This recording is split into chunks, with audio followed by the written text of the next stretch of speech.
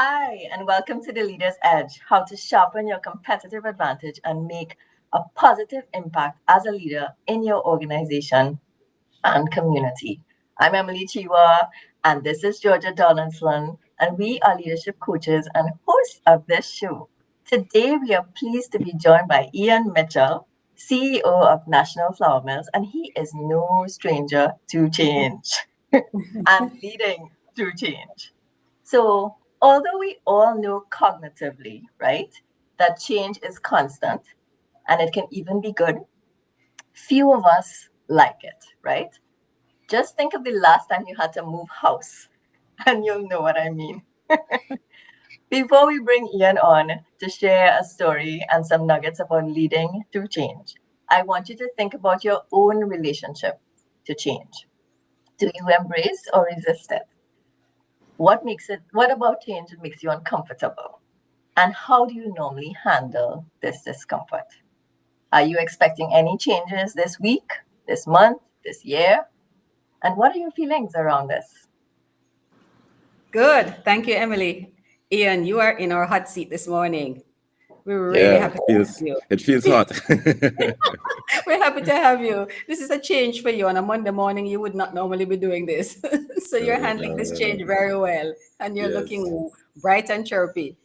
So, yes. Ian, to jump off, we just want to ask you when you're going to be leading change, when you hear that you're going to be leading change, do you stop in your tracks?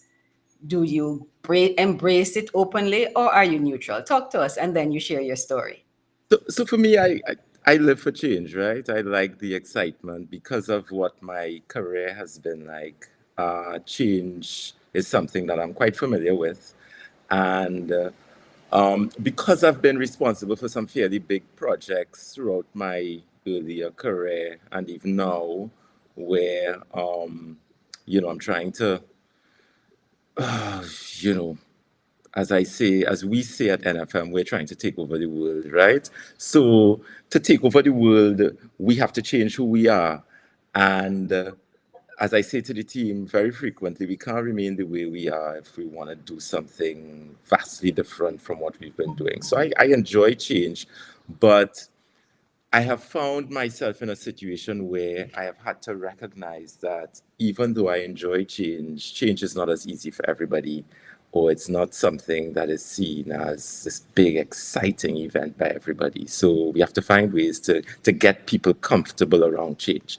And so that is a project in and of itself. So you have the project, and then you have the change component of the project and managing change and getting everybody to be as excited or as comfortable with the change as we are as another little project.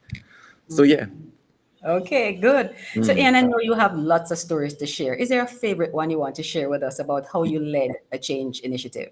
Yeah, so this one is not actually a success story. It didn't start off as a success story. I was doing a really big project some years ago. I'll keep some of the details out of this story, but the Yeah. project was one where we were making a very big renovation to a particular product, and it was really the flagship product of the company that I worked for at the time. So it involved a lot of equipment, change out of an entire production line, and the product itself looked very different um, after that change, the way it was presented and so on. And it was something that attracted quite a lot of attention. So, nationally, right? So, initially, despite our best efforts, steering committee, project team, project plans, all sorts of stuff, despite our best efforts, um, we realized that the persons who were deeply involved in the change um, were not as comfortable with the change as some of us were, some of us on the core steering committee and so on. And what it required was a lot of communication, Georgia, Emily. We just had to communicate, but not in the formal way, meetings and that sort of thing, but a lot of huddles, a lot of pulling people together, a lot of breakfast meetings. I myself got involved in the actual training of the employees who had to work on the new equipment. And I found that a lot of what appeared to be obstacles in the way of the people and in their minds, we were able to break down those obstacles from very small huddles where we just chatted, sometimes right there on the production floor, Mm-hmm. sometimes right there in a breakfast meeting.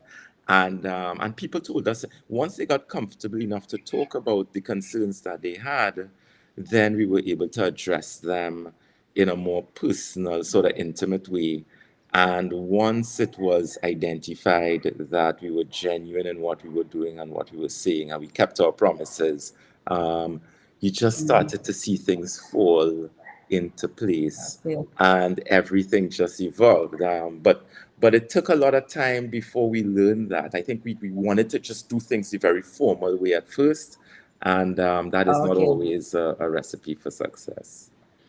Right. Right. Yeah, and I'm happy you said that. Yes, I'm happy you said that because I think you have seen in your experience where communication and collaboration are two key things. Communication and Would you collaboration, agree? yeah, yeah, and get them I involved. think So I when yeah. we Yes. encounter problems, pull them together, guys. These are the problems. Mm-hmm. What? How are we going to solve this? And you would Yeah. find that Right. the responses, the solutions, the suggestions that come out of it, the people start taking ownership for those, and they start owning that project, and they start Yeah. owning the Mm-hmm. change. It becomes their change. Once you get to the Yes. point where the change initiative belongs to the people, then you know you're on the right Yes. path. So you got them on Yes. board. But I think too, what I'm hearing you had to do, or what you learned, was that it is personal to everyone. Yeah, So what yeah, we don't Yes. realize, at the steering committees or at the different levels, is that on the job, my job is changing, and I am not sure that I understand how to do that, how that right. change, Right. or I'm not sure that I like that change, or I feel like I Yes, like the old way. The old way yeah, makes more sense to me. And yeah, until I could see each person how the mm, new way makes sense, right, then you Yes. haven't won them over. So it's right. really realizing that it's really personal, and I think you made that point as well. Yeah. Yeah. Yes. And more than that, because sometimes people are willing to make concessions. So I may not like a particular aspect of the change, but because I understand why we're doing it and I'm That's committed it. to the long-term outcome, I'm going to make whatever adjustments I need to make, even though it involves some measure of discomfort, because I buy into the big picture afterwards. But Right. unless you connect those dots and work with them to see, okay, you know what, it's not as comfortable now, but guess what? Once we overcome this, this is what we're going to be experiencing in the long run. And these are the benefits. And this is how these benefits are going to be derived, not only for me, but for the wider organization. Once you get that sort of connection established, it becomes a lot easier, and you see people Right. actually making the commitment and doing what they have to do. Yeah. Yeah, those are such important points, Ian, because as you say, they need to see where is the benefit. Yeah. So, what's the benefit for the organization and what's in it for them Hmm. as individuals? And I Hmm. love when you spoke about going on the shop floor Yeah. because you were leading. You didn't have to do that, but Yeah. you saw the importance of doing that. You have to meet them Going where to the they shop. are. Yeah. You call them up in Yes, some fancy meeting room and you do a yes, presentation. It all sounds nice, but you had to come and rub yes. shoulders, and you have to be part of it. So I'll give another small example. We are doing we're doing an ERP, new ERP at the moment at NFM, and we're starting what we call the sandbox exercise, which is where we now have access to the interface, and we're going to be going in there and playing with our own data on the platform. And so we set up a room with all of the subject matter experts and stuff. And I told them, set up a position for me. I come in, I'm going to be sit down there.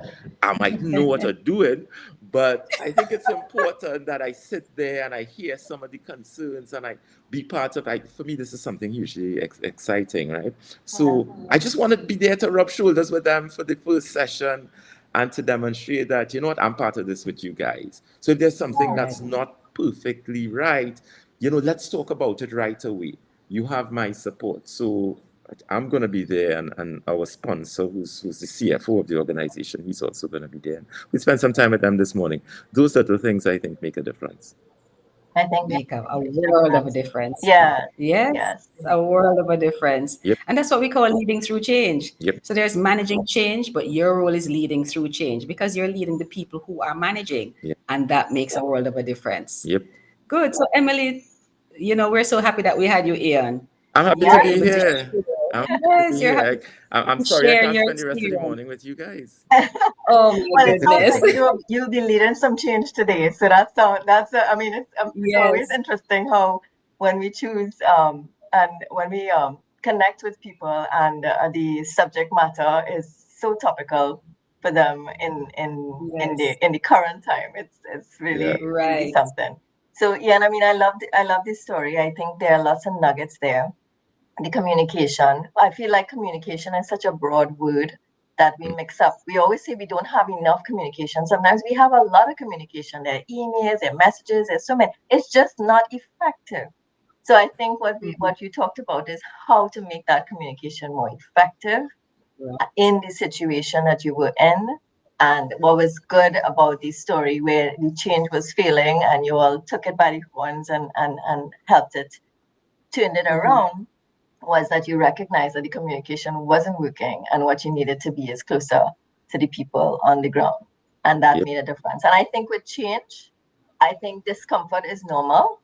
And I yes, think it's Yes. how we deal with the discomfort because as human beings, we love the normal, the habitual. We think we don't, but we actually do. We are creatures you of Mhm. do habit. of habit, yes, So yeah, so I think the discomfort is normal, and it's normal to also feel some fear in that discomfort, and it's hmm, how we deal Yeah. with it. Like hmm, you speak of yourself, Ian, as always excited about this thing. So like this Mhm. discomfort excites you, and that's how some of us deal Mhm.